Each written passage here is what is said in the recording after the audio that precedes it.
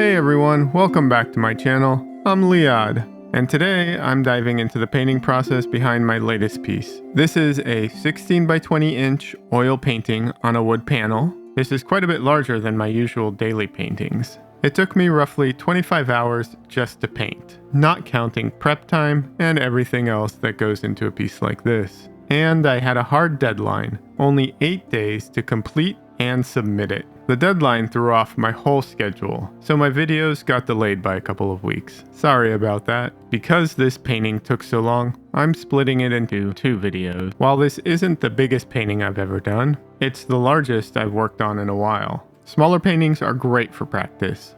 They're quicker, more manageable, and allow for frequent experimentation. That's why I've stuck to smaller sizes for my daily paintings. Stepping up in size introduces a whole new set of challenges. The most obvious is it takes longer. More surface area means more paint, more mixing, and more time spent filling and defining the space. And the brushes that I relied on as my large brushes suddenly feel tiny in comparison. A common piece of advice is to use the largest brush possible for as long as possible, and while that is great advice, large brushes can be super expensive, like $50 to $100 each or more. A budget-friendly alternative is using silicone wedges or palette knives for bigger sections, but that only works if you can get the effect you want. Fortunately, I love working with silicone brushes, so I was happy to incorporate them into this painting process. I honestly wish I could paint everything with the silicone brushes or wedges. They are so much easier to clean and maintain compared to regular brushes, but they're not really good for certain things. They just don't provide the nuance that regular brushes can provide.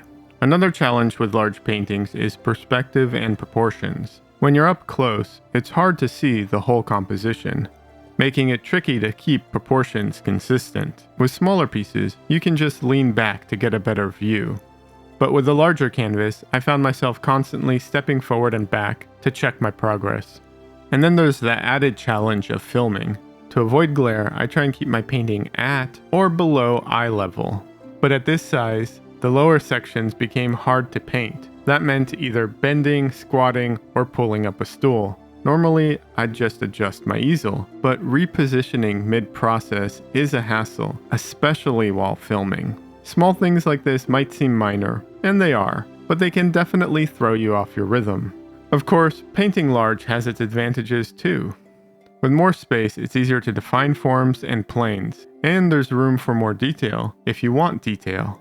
Personally, I love details, but I also think they're often overrated. It's easy to get lost in painting tiny elements that don't actually contribute much to the overall piece.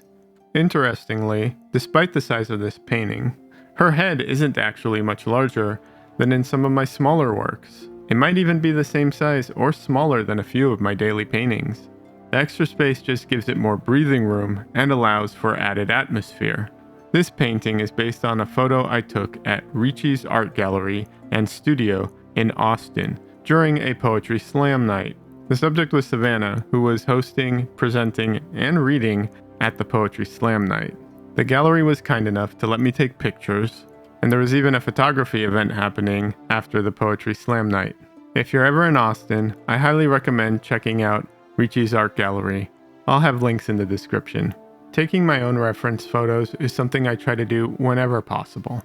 The original image was much larger, but I cropped in to focus on the portrait.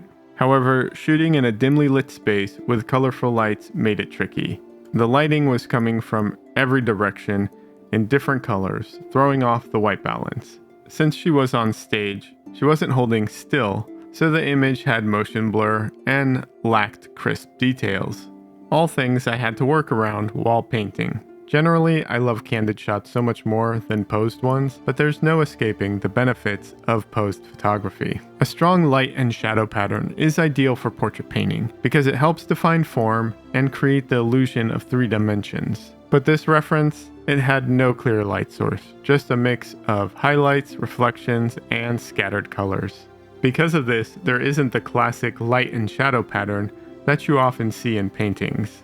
While the shadow patterns might be lacking in this reference, the highlights and shine really help describe the form.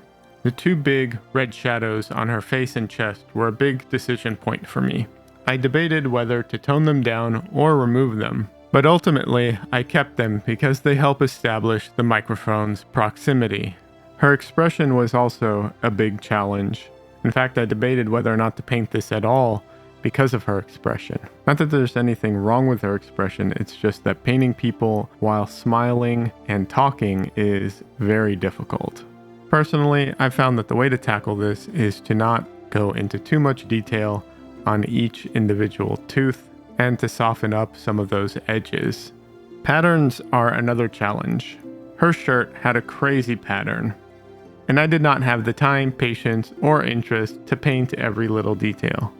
I focused on capturing the impression of the pattern rather than rendering it exactly. This image is higher contrast than what I usually go for.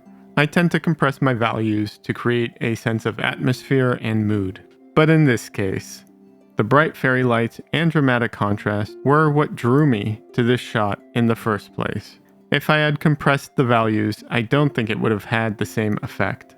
That's it for this video. In part 2, I'll talk about the Portrait Society of America, which is the whole reason I did this painting. I mean, aside from the fact that I was always going to do the painting because I loved the reference so much. I'll also talk about adjusting my style to fit different audiences, applying to competitions, and how I immediately abandoned my CMYK palette right after making a whole series of videos hyping it up. If you enjoyed this, don't forget to like, subscribe, and hit the notification bell so you don't miss part 2. Want to talk more about art? Join my Discord community or follow me on social media. Links are in the description. And sign up for my mailing list to take control back from the algorithms. I barely use it, but it is the most dependable means of communication. Have an amazing week, and as always, happy painting.